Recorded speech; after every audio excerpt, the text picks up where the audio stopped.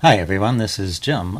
Today I wanted to take a look at a game played by Samuel Sevian. So just a little background on Samuel. The reason I'm choosing his game to look at is I wanted to celebrate his accomplishment of becoming a grandmaster. Sevian is currently 13 years old. He achieved his 3 grandmaster norms earlier this year. In 2014, and then just recently in St. Louis he played in a Grandmaster Invitational tournament and achieved a rating after the tournament of over 2,500 points. So that was his final requirement to achieve the Grandmaster title. He's currently a grandmaster-elect, I guess, technically speaking, because you don't officially get the title until there's a meeting of FIDE and they confer the title on you. But he achieved this grandmaster-elect status at the age of 13 years, 10 months, and 27 days, which is a new record. It's the youngest ever United States Grandmaster-elect, and beating records, the record previously held by Hikaru Nakamura. So very promising young talent, and I thought we would celebrate his achievement by looking at some of his wins from that tournament. The tournament was a 10-player round robin, so 9 games were played. Sam won 6 games out of the 9 and drew 3, so he had a score of 7.5 out of 9. A really excellent score. Came in clear first, a 1.5 ahead of the second place finisher. So great result. So this is his first round game. His opponent is Boros, a Hungarian grandmaster, 26-year-old Hungarian grandmaster who is currently in the United States in St. Louis studying at a university there. So Sam kicks off with e4, and his opponent, Boros, Denis Boros, plays g6, and we get a Pirc defense. So we get what's known as the Austrian attack by a pretty standard move order here. d6 kind of looks like a King's Indian setup. The knight is going to come here, and f4 is the move that can be played in this position. And this setup with the 3 pawns here on f4, e4, and d4 is known as the Austrian attack. And quite a solid way to play. Very aggressive, of course. And notice that the queen can't come out here and give a check. You know, it's one weakness of this move. f4 is you always have to worry that you're opening up this diagonal, but the queen is currently blocked in by the e-pawn. So in cases like this, it's possible to play the pawn to f4 and then bring out the knight behind the pawn, and you get a big advantage in the center here. So knight to f6, knight f3, castles. And right here, Sam chooses to play the move e5. I think the most common move here is just bishop to d3, preparing to castle and just holding on to this space advantage. But Sam is playing this in a more aggressive fashion, goes with e5. And his opponent goes knight f to d7.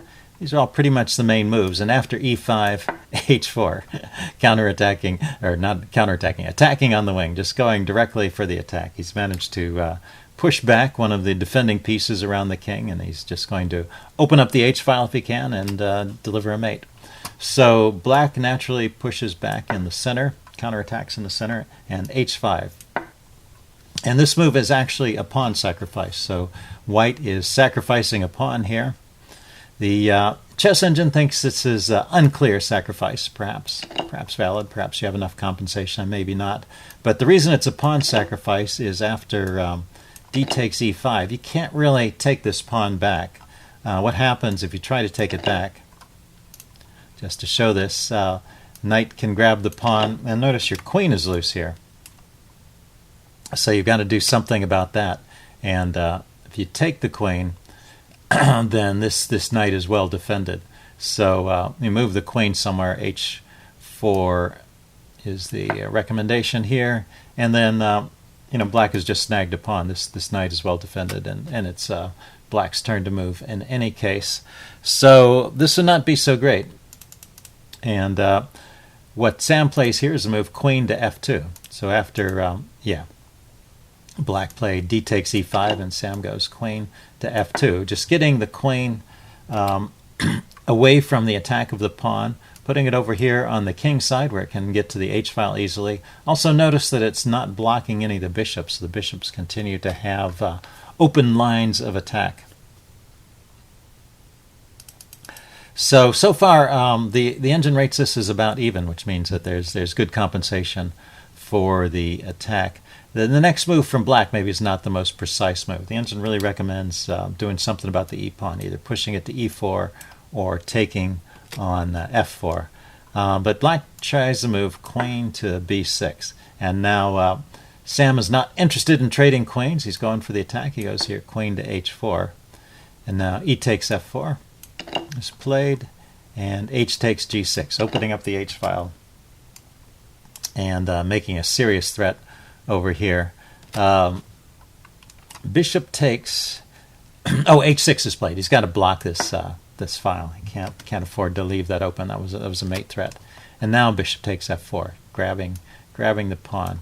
So let's pause here and take a look. What's going on? We have 2 pawns over here versus 3, and 3 pawns against 2. So actually, there's the material is even by grabbing this pawn back. But on the other hand, white has given up the b pawn, and the question is it safe for black to grab that pawn? I mean, this is a bit scary. Your king is under a fierce attack here, and but on the other hand, it's a free pawn, and not only is it a pawn, but it's attacking this rook in the corner here. So is this a bluff? Has Sam miscalculated something here, or is it too dangerous to take the pawn? Well, anyway, Boros Boros, I guess I should call him, tries to find out by playing queen takes, and knight to d5 is played here. Cancel that. Knight to d5. Got to get my pieces in the right squares. So he's just bringing more pieces into the attack. Notice that these knights are poised to come in. Everything's pretty well lined up here on the king, but perhaps he's miscalculated here. Hasn't he left a rook hanging in the corner? Well, yes, he has, and black takes the rook with check. So he's down a whole rook. He's down a pawn and a rook, I guess, and the king goes to f2 to escape the check. But the queen is a little bit exposed there. There may be some tempo-gaining moves with the bishop. Well, black needs to play some moves to gather his defenses. He chooses the best move here, knight to c6, engine approved, and is potentially still holding on here. In spite of being a whole rook up, the engine rates this position as about even with the most accurate play. Bishop to d3, okay, gaining a tempo on the queen, and placing the bishop in position to join in the attack on the king side. So notice how all of Sam's pieces are just concentrated around his opponent's king here. Pretty amazing display. Now right here, the only way for black to stay in the game is actually to sacrifice the queen, give material back. Queen takes, and after queen takes h1, the game would go on from here. Black has 2 rooks and 4 pieces. White has a queen and 4 pieces. So rough material balance. Black has an extra pawn, I think, but there's still an attack raging, and looks like an interesting game would continue from here. But well, black is playing for a win too, and he thinks he can get it by holding on to his material. So he just moves the queen out of the way, and this turns out to be the losing move. So right here, if you want to test your skills, your ability to think like a grandmaster, there's only one move here that keeps an advantage for white. And let's see if you can find the move. Time to pause the video and think about it for a while. The one move that keeps an advantage for white. Okay, I'm going to give the answer away now. The answer is bishop to c1. It's not at all a move that I thought of. So if you didn't find that, I'm not surprised. Well, let's look at some of the other tries. What happens if you just like continue forward with the attack. That seems like the most natural move. Bishop takes. It turns out that he doesn't have to respond to the bishop. He can leave it there. Maybe f takes g6 is the most accurate response. And then an exchange here trying to open up the h-file and clear some space just brings the queen back to defend. The queen is a terrific defender, and black, being a whole rook up, will survive that attack and go on. So the point of this bishop c1 move, pretty interesting, is it's chasing the queen off of this diagonal so that black can break through here. Let's see, is there a square the queen can go to? Let's check this out. The queen could go back in the corner here, I guess.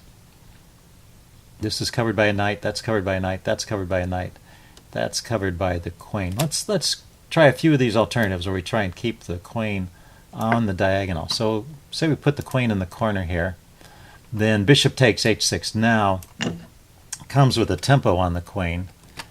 Well, suppose the queen goes back to b2 and we get this kind of situation. Now bishop back to c1 again. So bishop to c1 is really a key idea, chasing the queen. But at the same time, now we also have the additional threat of queen coming in here with checkmate. So this is deadly. So that yo-yo action with the bishop's pretty interesting. So going into the corner doesn't work. The only other way to stay on the diagonal, these are covered by the knights, the only other way to stay on the diagonal is to play here. Oh no, that's covered by a knight too. Cancel that. The knight covers that square. So the whole diagonal is covered by the knight, and going to the corner doesn't work. So the chess engine cold-bloodedly recommends sacrificing the queen by playing queen takes c1 as a way to defend this position. Queen takes c1, rook takes c1, and now white is up material and the attack is continuing, so he's doing fine. Black tried. Queen takes a2 here. And Sam replies with a natural move, bishop takes h6, bringing the bishop back into the attack. And now there's no move that defends. Maybe f takes g6 puts up the most stubborn defense. But let's look at the game. Basically, there's no way out at this point. Knight to c5 was played. Sorry, knight to c5. Going after the bishop here, it makes sense. Eliminate one of the attackers, and notice that because of the pin, the bishop is hanging, so that's a threat to take the bishop. It's a threat that Sam ignores by playing bishop takes g7. So black goes in and grabs the bishop with check. King goes to g3, and now f takes g6. It's the best try, giving the longest defense. And after knight to g5, black resigned. There's a mate in 2 here, and there's no way to avoid it. So notice this tremendous concentration of the pieces. All these pieces are here. The knight is ready to come in, and this knight, of course, is guarding all of these squares. So there's no way to stop the mate. Let's see. Rook takes f3 is the longest defense. G takes f3, and a6. Well, it doesn't matter what happens here. There's no stopping queen to h7 mate. So that's it for the game. It ended right here after knight g5. So pretty nice demolishment of a strong grandmaster by Sevian, and the start of his record-breaking performance. Well, I can't say that. The start of his tournament performance that got him the grandmaster title. So in the next couple days, I'll look at some more games of Samuel Sevian from this tournament, and let's all celebrate this accomplishment of the youngest ever United States grandmaster-elect. Congratulations, Sam, and see you guys later. Leave any comments you have in the section below. Bye.